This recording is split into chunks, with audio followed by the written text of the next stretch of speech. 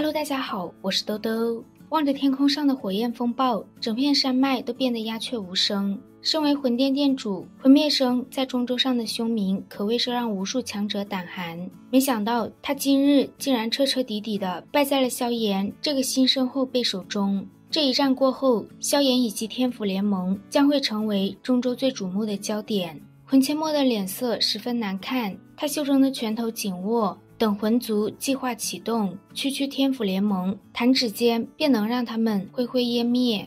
天空上的火焰风暴散去，身受重创朝着地面坠落的魂灭生出现。魂灭生睁开模糊的双眼，嘶哑又虚弱的声音传入萧炎耳中：萧炎，此仇本殿记下了。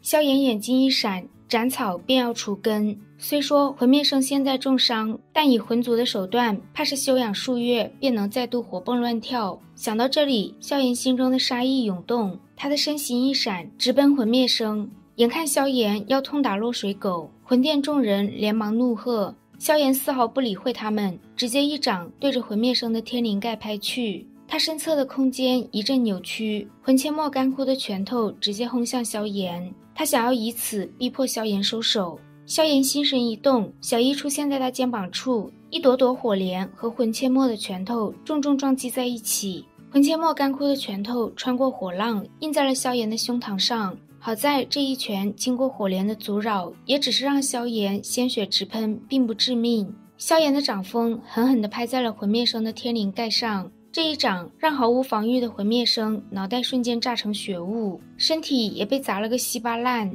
一招得手，萧炎火速飞身暴退，魂切墨眼睛瞬间赤红，充满杀意的咆哮声响起。他盯着萧炎，手掌摇摇一抓，萧炎经过的空间尽数崩塌，被他死死地封锁住。眼看魂切墨一脸狰狞地出现在自己面前，萧炎悄悄地在袖中的手掌上凝聚出一朵毁灭火莲。就在他准备给魂切墨来上一朵火莲时，丹塔老祖出现，他让魂切墨不要坏了规矩，比试之间死伤是难免的。见自己的威胁对丹塔老祖丝毫不起作用，魂切墨的老脸忍不住抖了抖，他眼神阴沉看向萧炎，声音中充斥着杀意。他魂族的人可不好杀，萧炎日后的下场必定会比萧玄凄惨100倍。萧炎冷声一笑，这种话他已经不是第一次听了。魂切墨袖袍一甩，下次再交锋，天府联盟必亡。放完狠话后，魂切墨便将魂灭生破碎的灵魂收走，而后他便带着魂殿众人离开了陨落山脉。丹塔老祖转过身看着萧炎，他以前从来不相信真的有人能够对付魂殿，但这一次他有些相信萧炎或许真的能将当年萧玄都没有办法做到的事情完成。在大战落幕后不久，联盟便传下命令，严禁任何成员借此对外傲然跋扈，一切行为皆要保持以往的作风，若有违反者逐出联盟。随着联盟在平静中安稳上升时，中州上不少和魂殿有仇怨的强者也都开始加入联盟。大战过后，不善管理的萧炎便整日处于修炼之中。至于萧萧，他和小医仙青灵两人颇为合拍，再加上还有一个古板的萧晨时刻催促着他修炼，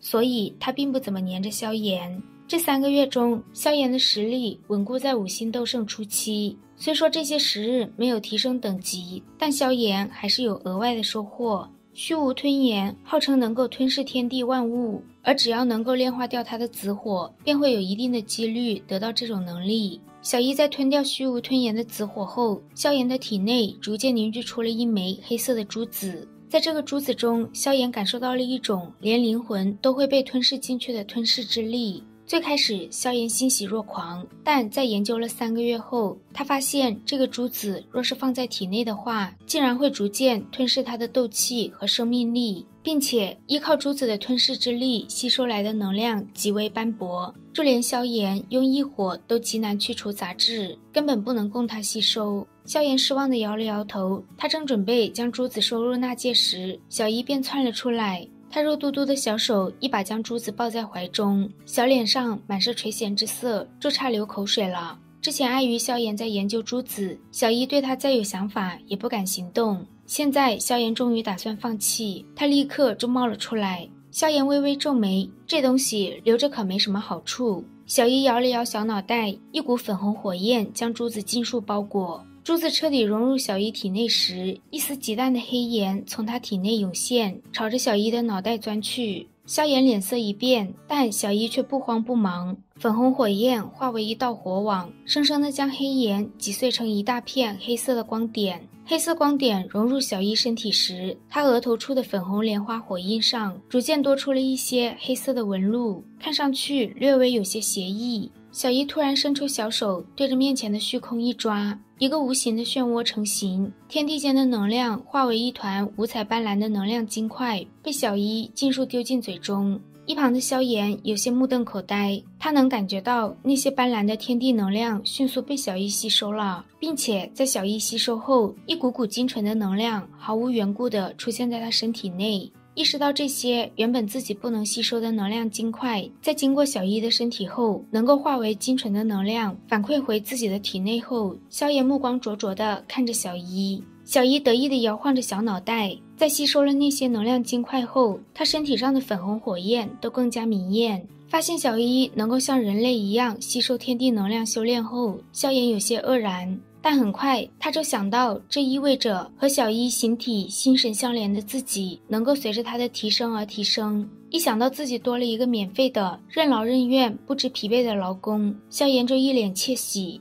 药老前来找萧炎，在得知魂殿不仅没有报复他们，甚至还将一些联盟探测到的分店撤走后，萧炎一脸疑惑。药老一直都知道魂族暗中有一个很大的阴谋，想必现在这些都和他们所图之事有关。他会派探子专门调查，希望能得到一些情报。萧炎的心情顿时有些阴翳，他现在的实力想要对抗魂族还是太弱了。他拿出驼舍古地狱，想着等实力够了，必定要第一时间前去解救他父亲萧战。突然他的脑海中闪过当初在岩浆世界古域的异动，还有那些神奇的岩浆生物，他们似乎在守护着什么东西一样。萧炎决定要找个时间前往岩浆世界探测一番。